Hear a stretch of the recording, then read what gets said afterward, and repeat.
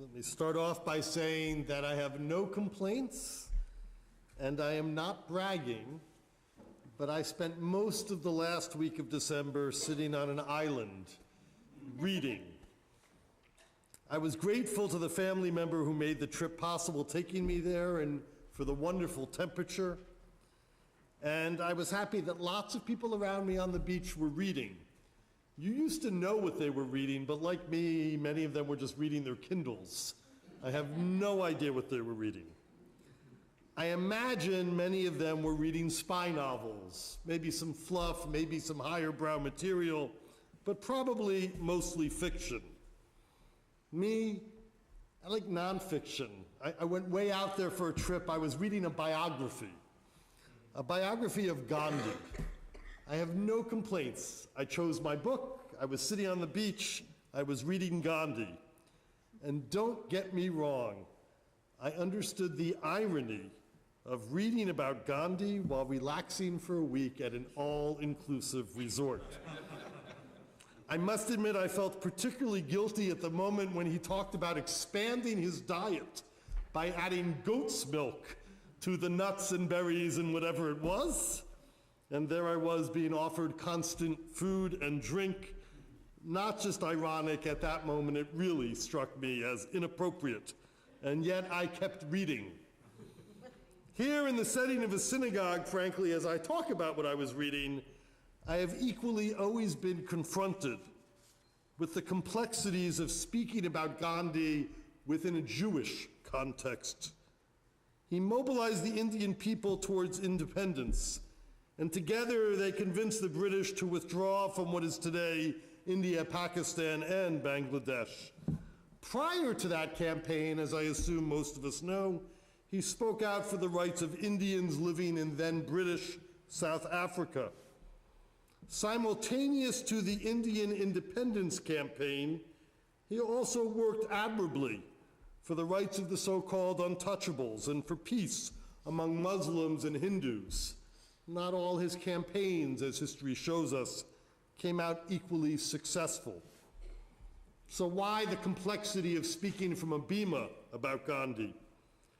Well, from a Jewish historical perspective, he was less adept at understanding the Jewish national situation in the 30s and the 40s in Europe and in the Middle East.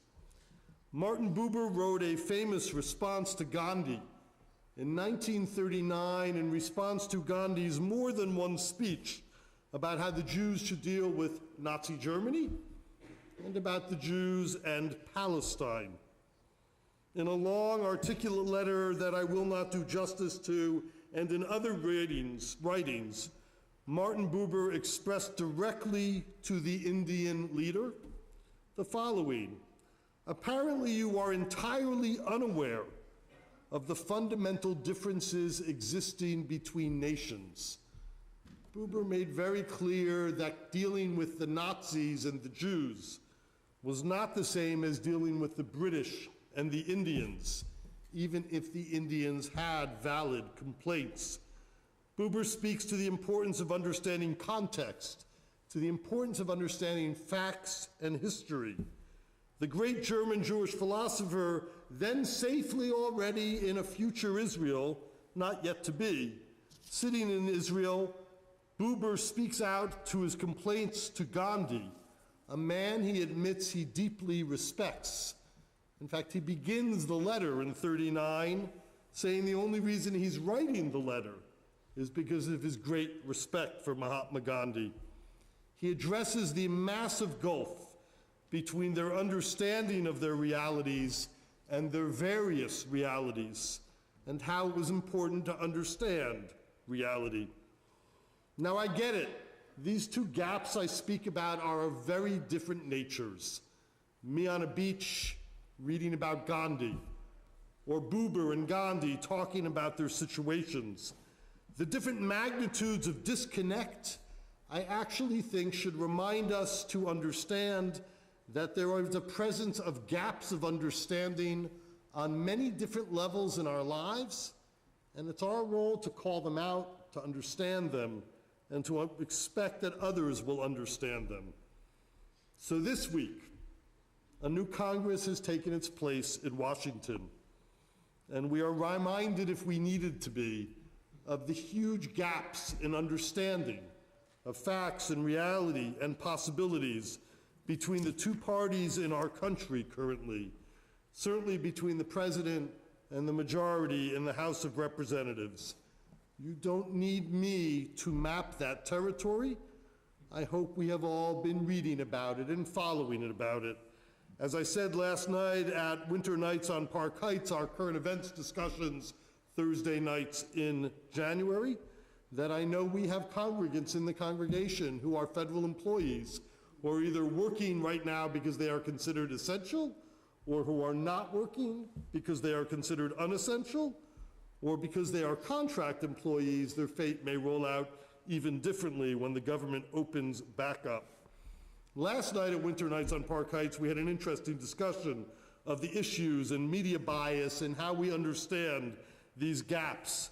I was on one level surprised about the range of views in the room, and on other levels not surprised at all. It seemed narrower than I expected, actually. The issues and values are real and will continue to have real impact if our government at any moment, but at this moment, cannot learn to work together. If our leaders cannot learn to grapple with facts and goals together, and I speak in the plural, then the gaps in understanding and in execution will close. One example I choose because, to my mind, the most blatant of the past week.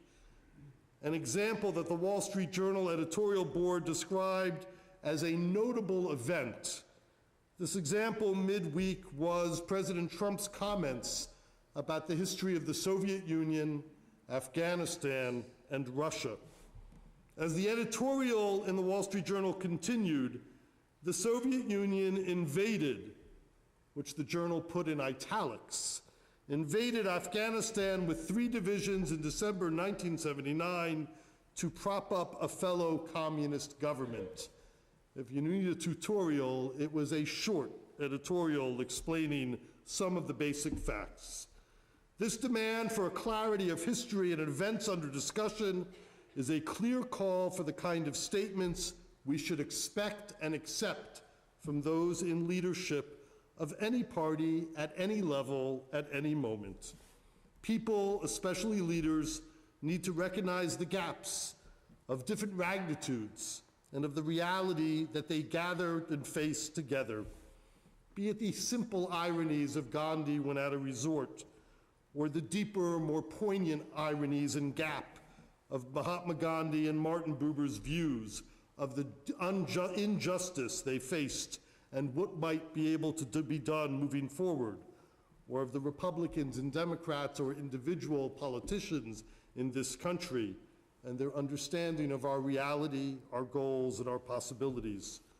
The need for us to demand that our leaders acknowledge history, each other, their different views, and the need for progress and decisions, that is, I think, the reality I take from all 3 of these sets of gaps. I fear that we are about to spend more time dwelling in the gaps than actually achieving real change and forward motion. But that shouldn't stop us from looking to solve the issues. Amen.